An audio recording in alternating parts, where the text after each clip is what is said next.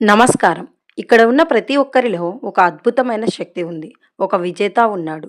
కానీ మనలో చాలామంది ఆ శక్తిని గుర్తించకుండా సాదాసీదా జీవితం గడుపుతున్నారు.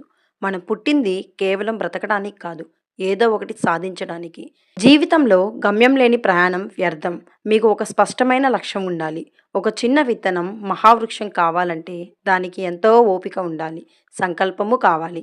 అలాగే మీరు అనుకున్న స్థాయికి చేరాలంటే మొదట మీ మీద మీకు నమ్మకం ఉండాలి.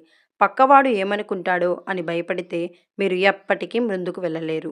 గుర్తుంచుకోండి, సింహం అడవికి రాజు కావాలని ఎవరూ పట్టాభిషేకం చేయరు.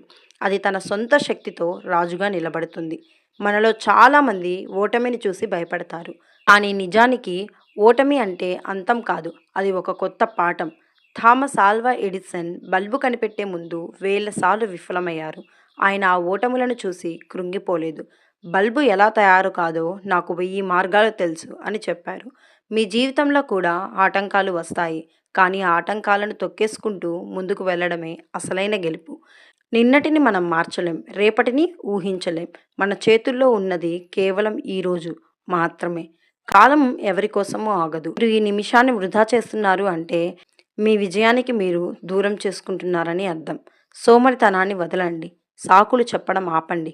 కష్టపడటం మొదలుపెట్టండి. ప్రతిభ ఉండటం గొప్ప విషయం. కానీ ఆ ప్రతిభకు క్రమశిక్షణ తోడవ్వకపోతే అది నిష్ప్రయోజనం. రోజువారీ అలవాట్లు మీ భవిష్యత్తును నిర్ణయిస్తాయి. ప్రతిరోజు కనీసం ఒక్క అడుగు ముందుకు వేయండి. పెద్ద లక్ష్యాలను చిన్న చిన్న భాగాలుగా విభజించుకోండి. ప్రతి చిన్న విజయాన్ని సెలబ్రేట్ చేసుకోండి. చివరిగా ఒక మాట, మీ జీవితానికి మీరే హీరో. ఎవరో వస్తారు, ఏదో చేస్తారు అని ఎదురు చూడకండి. మీ యుద్ధం మీరే చేయాలి. మీ గెలుపు పిలుపు మీ అంతరాత్మ నుంచి రావాలి. ఇప్పుడే బయలుదేరండి. మీ కలల వేటను ప్రారంభించండి. మీ విజయం మీకోసం వేచి చూస్తుంది. Thank you.